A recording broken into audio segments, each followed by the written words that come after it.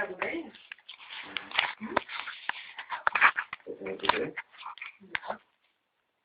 Кажи кога си на бъдка. Я съм от снимката. Да, снимката.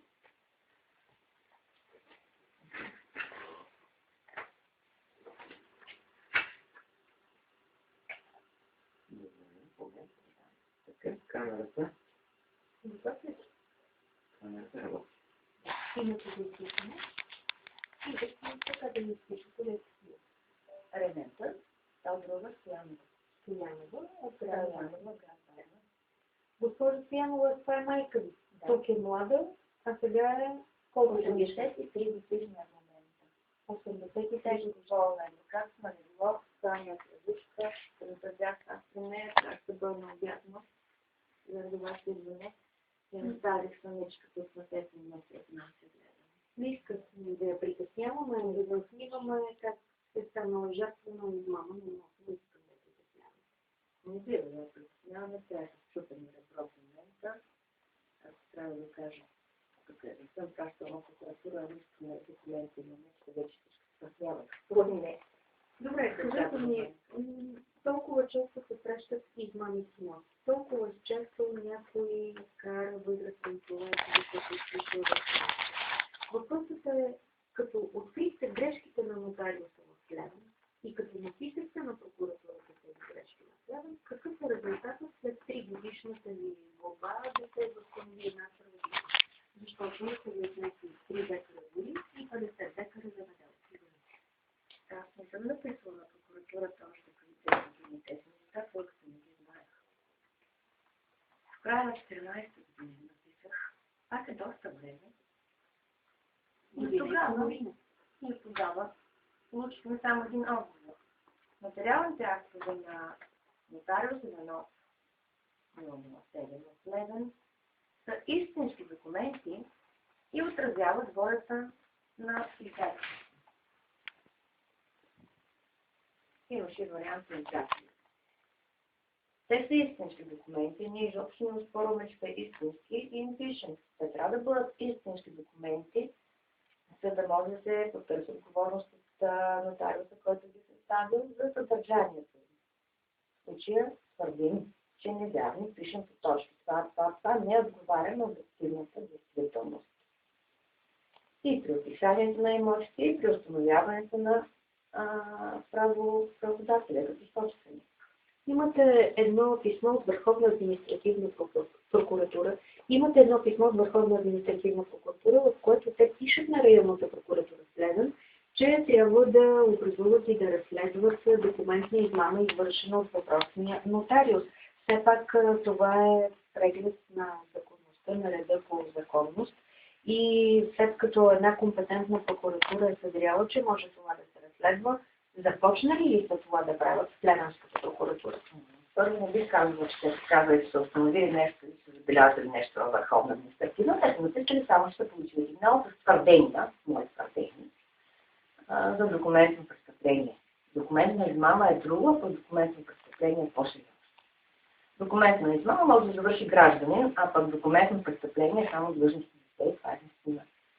Например, нотариус. Да, но вашия сигнал е отишъл навсякъде. Ето, че във Върховна административна прокуратура казват, имаме сигнал за документно престъпление, евентуално извършено от нотариуса, разследвайте. Започнали ли са те да разследват в Плевен?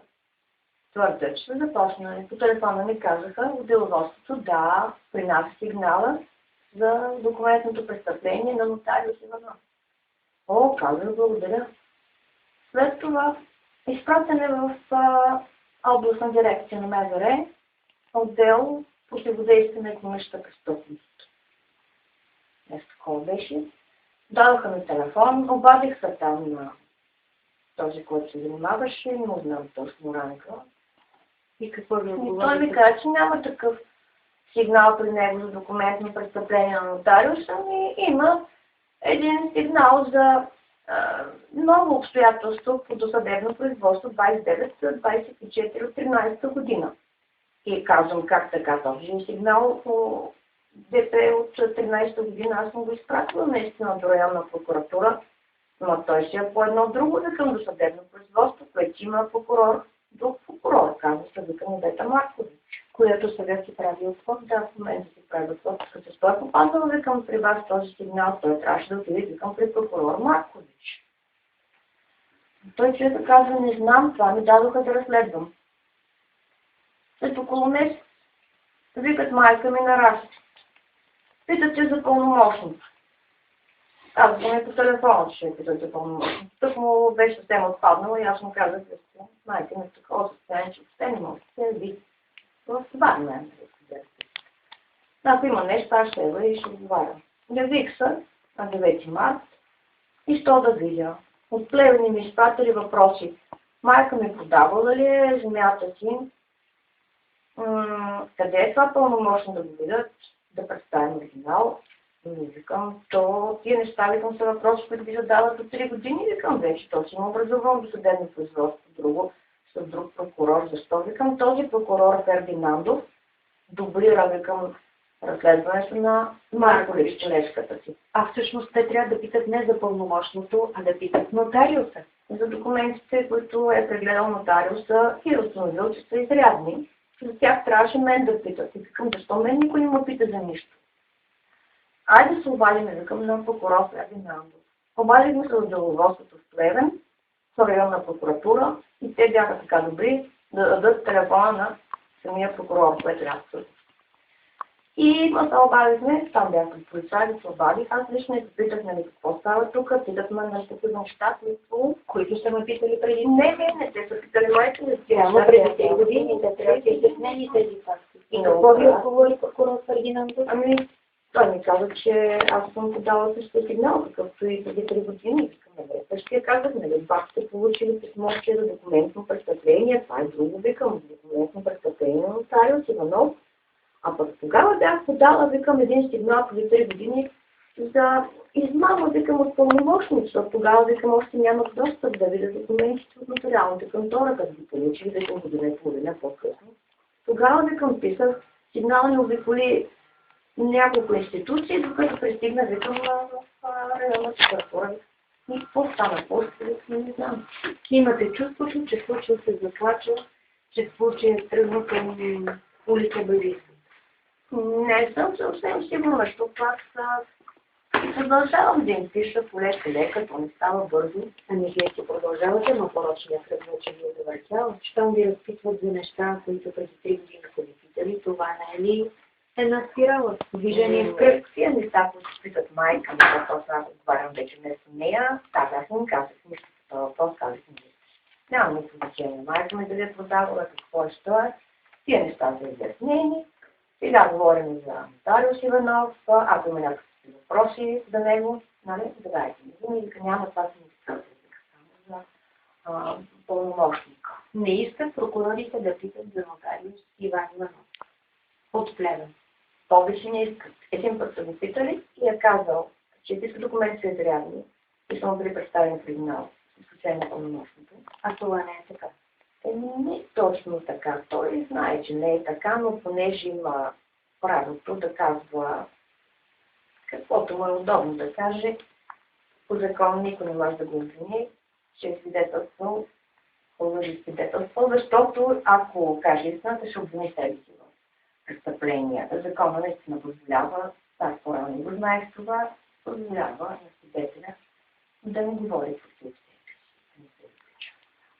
Но трябва някой друг да го изучи. Държавното обвинение. Как не ги обичам тези разправи, конфликти, изобличения, нито имам някакво желание за отмъщение, нито нищо, просто не се чудя. Това за мен е една процедура грешка, поправка. Как ще се? Не иска. Ако някой е сгрешил, нотариусът още преди 3 години щеше да каже, аз съм сгрешил и нотариалният акт на другите лица, които са преподили вашите имоти, вече да ги няма в правилник.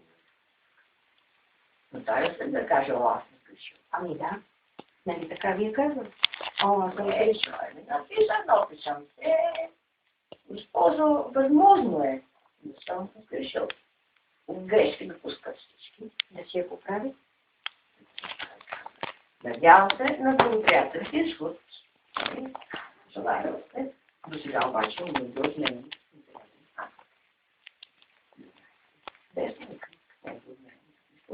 Не, аз не му пишах нищо повече с това. Просто му казах, вижте, проблема не е, че майка ми, възрастна жена, се е подписала без да погледне какво подписва. Проблема е, викам, че вие сте направили същото като майка ми. Е, това е проблема, вие сте, викам, компетентни лични. Те нямам причина да съмнявам на вашата компетентност. Цялото ми уважение не бива да говори, че аз разпространявам клюки, че той не бил компетентен. Викам, аз не мога да говоря за вашата компетентност. Обща, аз познавам вашата работа само от две сделки с годините на майка ми. И оттам остава впечатление, че сте държали като некомпетентен, нали? А не, че сте некомпетентен. Нали? Това е голямата разлика. И ми се иска така иначе да го редим този въпрос, на помощ, пак майка не е немощна жена. Да ние караме тя да се разправя, той ясно ще няма тя да се разправя. Ние, и пратим това,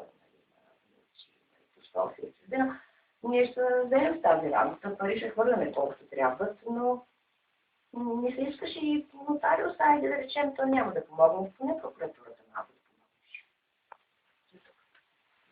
Ама видно хубаво. О, какво беше?